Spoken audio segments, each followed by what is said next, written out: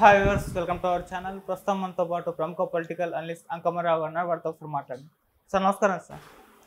Sir Vijayamma గారు మొన్న మేమంతా సిద్ధం బస్సు యాత్ర స్టార్ట్ చేసినప్పుడు వైఎస్ఆర్ గారి వద్ద జగన్ గారిని కలవడం, అక్కడ ఆశీర్వదించడం ఇవన్నీ చూసాం. అప్పుడు చాలా మందిలో సందేహాలు వ్యక్తమయ్యాయి. ఏంటి కూతుర్ని పక్కన పెట్టి ఇప్పుడు అన్నకు సపోర్ట్ చేస్తుందా అని చెప్పేసి. మళ్ళీ మొన్న చూస్తే కాంగ్రెస్ పార్టీ అభ్యర్థులు లిస్ట్ అనౌన్స్ చేసేటప్పుడు షర్మిల గారికి సపోర్ట్ చేయడం, అక్కడ కూడా వచ్చి ఆమెను కూడా దీవించడం. అసలు విజయమ్మ గారు ఎవరి వైపు ఉన్నారు? కూతురు వైపా, కొడుకు వైపా? అసలు ఆమె దారెటు అని చెప్పేసి అయితే ప్రశ్నలు రైజ్ అవ్వడం చూస్తున్నాం. మీ ఒపీనియన్ ఏంటి సార్ దీనిపైన? రాజకీయవేత్తగా ఎదిగింది అనుకుంటున్నాను నేను. విజయమ్మ గారు పరిణితి చెందిన రాజకీయవేత్తగా ఆమె పనులు ఉన్నాయని చెప్పి అయితే నేను భావిస్తున్నాను.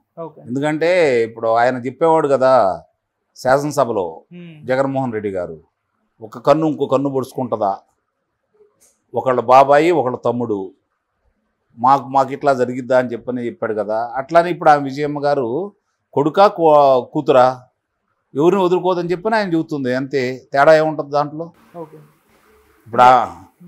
ఇప్పుడు షర్మిల గారు కాంగ్రెస్ పార్టీలో చేరారు, విజయమ్మ గారు చేరలేదు కదా. విజయమ్మ గారు చేరలేదు కదా. ఇప్పుడు ఆమె పార్టీ మనిషి కాదు కదా.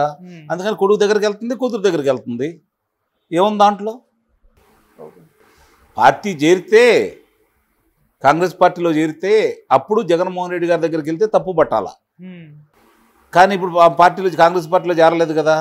కొడుకు కాబట్టి కొడుకును ఆశీర్వదిస్తుంది, కూతురు కాబట్టి కూతురు ఆదేశిస్తుంది. ఎవరికి అధికారం వచ్చినా కూడా ఆమెకు వచ్చినట్టే కదా. కాబట్టి మంచి రాజకీయ నాయకురాలాగా ప్రవర్తిస్తుందని చెప్పి నేను అంటున్నాను. ఓకే. సో అంటే ఆమె మద్దతు ఇప్పుడు జగన్మోహన్ రెడ్డి గారికి హెల్ప్ అవుతుంది అంటే. మొన్నటి వరకు కూడా తల్లిని గెంటేశారు, చెల్లిని గెంటేశారు అని చెప్పేసి నెరేషన్స్ బయటకు రావడం చూసాం.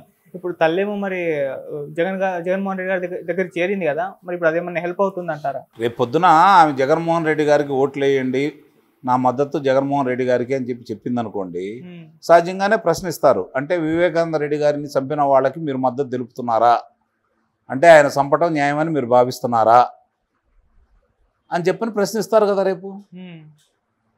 అలాగే మరి ఈ కూతురు షర్మిల గారు ఇలా అంటున్నారు, మరి వివేకానంద రెడ్డి గారి కుమార్తె ఈ విధంగా అంటున్నారు. దానికి మీ దగ్గర ఉన్న సమాధానం ఏంటి? మీరు నమ్ముతున్నారా లేదా? లేకపోతే అవినాష్ రెడ్డి నిర్దోషి అని మీరు మాట్లాడుతున్నారు. అప్పుడు ఆమె చెప్పేదాన్ని బట్టి అప్పుడు మాట్లాడాలా. ఆ రోజు మాట్లాడతారుగా, ఇదే షర్మిల గారు, ఇదే సునీతమ్మ గారు మాట్లాడేదాన్ని బట్టి ఆ రోజు మాట్లాడదాం దాని గురించి. ఓకే. అంటే ప్రజెంట్ ఆమె కొడుకు కానివ్వండి, కూతురు కానీ ఓట్లు వేయండి అని చెప్పేసి చెప్పడం లేదు, జస్ట్ మద్దతు అయితే, ఆశీర్వాదాలు అయితే ఇస్తుంది. అదే కదా నేను అందరి తల్లిగా ఆమె బాధ్యత అది. అవును, అదేమన్నా జగన్మోహన్ రెడ్డి ప్లస్ అవుతుందా? జగన్మోహన్ రెడ్డి గారికి ఈరోజు ఎవరు వచ్చి ఏం మాట్లాడినా కూడా లాభం చేకూర్చే అంశాలు అయితే ఏమీ లేవు. ఎందుకంటే ఆయనే చెప్పాడు కదా, దేవుడికి తెలుసు, ఇక్కడ ప్రజలందరికీ తెలుసు అని చెప్పని. ప్రజలందరికీ తెలిసినప్పుడు తెలిసినట్టుగానే ఉంటారు కదా. తప్పు జరిగిందని చెప్పి తెలిసిన తర్వాత తప్పును సమర్థించరు కదా. కాబట్టి ఇప్పుడు విజయమ్మ గారు వచ్చి చెబితే అది వాళ్ళేం మారరు కదా. విజయమ్మ గారు అలా మారేటట్టయితే ఆమెను అక్కడే అట్టు పెట్టుకునేవాళ్ళుగా, ఆమెను ఎందుకు చెల్లెల దగ్గర పంపించేవాళ్ళు. కాబట్టి విజయమ్మ గారి వల్ల జగన్మోహన్ రెడ్డి గారికి వ్యతిరేకంగా మాట్లాడితే నష్టం వచ్చింది తప్ప, విజయమ్మ గారు వచ్చి జగన్మోహన్ రెడ్డి గారితో కలిసి వెళ్తే ఆయనకు వనగూడే లాభం అయితే ఏమి లేదు. ఆమె వల్ల పెరిగే ఓట్లంటూ ఏమి ఉండవు. ఇంకా ఆమెనే ఇబ్బందిగా మాట్లాడతారు. ఏమమ్మా ఇంత జరిగిన తర్వాత కూడా జగన్మోహన్ రెడ్డి గారికి మీరు మద్దతు తెలుపుతున్నారా, ఏమి న్యాయం ఇది అని చెప్పని రేపు ఆమెనే అడుగుతారు. కాబట్టి దీనివల్ల జగన్మోహన్ రెడ్డి గారికి వనగూరే ప్రయోజనం అంటూ ఏదైనా ఉంటుందని అయితే నేనైతే భావించట్లేదు. ఓకే సార్, జగన్ గారు ఫ్యామిలీలో చూసుకుంటే ఒక ఫ్యామిలీ వారైతే స్టార్ట్ అయింది. పొలిటికల్గా చూసుకుంటే షర్మిల గారు అవినాష్ రెడ్డి గారి పైన పోటీ చూస్తున్నాం. సునీత గారు కూడా జగన్ గారి పైన పోటీ చేస్తారన్న వార్తలు అయితే వస్తున్నాయి. మరి ఎలా ఉంటుంది సార్ ఇది?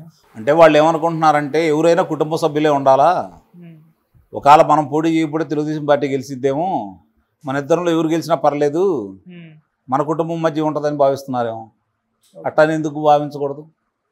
కానీ మీరు ఇలా అంటున్నారు, జగన్ గారు ఏమని చెప్పేసి చంద్రబాబు గారు సపోర్ట్ ఉంది షర్మిలకి, 4 పార్టీలు కలిసి నన్ను ఓడించడానికి ప్రయత్నిస్తున్నాయని ఆయన అంటున్నారు. అట్టా అంటేనే కదా అవతల వాళ్ళిద్దరు ఒకటి అనుకుంటారని.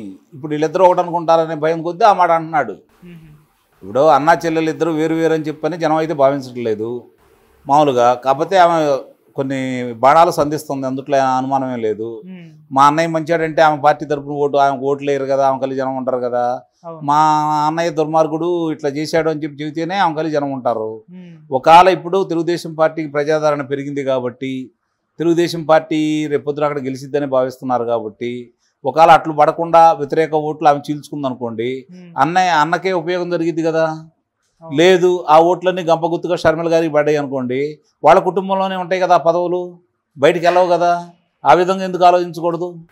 రాజకీయాలు ఏదైనా సాధ్యమే కదా.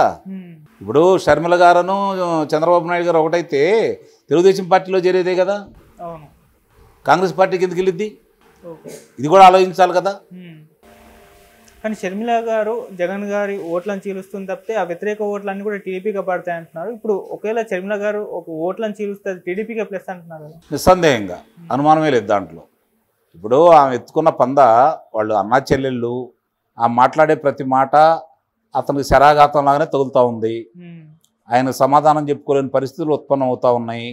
ఇప్పుడు ఆమె ఒక నినాదం ఎత్తుకుంది, మా బాబాయ్ గారు వైఎస్ వివేకానంద రెడ్డి గారు ఆయన చివరి కోరిక కడపలో మళ్ళీ మన కుటుంబ సభ్యులే లోక్సభ సభ్యులుగా ఉండాలని. నువ్వన్నా ఉండు, లేకపోతే నేనైనా ఉంటాను, లేకపోతే అమ్మన్నా ఉంటుంది, అంతేగాని అవినాష్ రెడ్డి గారు ఉండకూడదు, అవినాష్ రెడ్డి గారు లోక్సభ సభ్యుడు కాకూడదు అని చెప్పేది ఆమె కోరిక. మా బాబాయ్ కోరిక ఇది కాబట్టి నేను నిలబడుతున్నాను, నాకు ఓట్లేమని ఆమె అడుగుతుంది. చూద్దాం అది పనిచేస్తే ఆమె గెలిచిద్ది, లేదంటే తెలుగుదేశం పార్టీ గెలిచిద్ది. అవినాష్ రెడ్డి గారు అయితే గెలిచే పరిస్థితి అయితే లేదు అక్కడ, ఇది చాలా స్పష్టం. అది సరే అంటే అవినాష్ రెడ్డి గారికి అప్పుడు 3 లక్షల ఓట్ల తేడాతో గెలవడం చూసాము.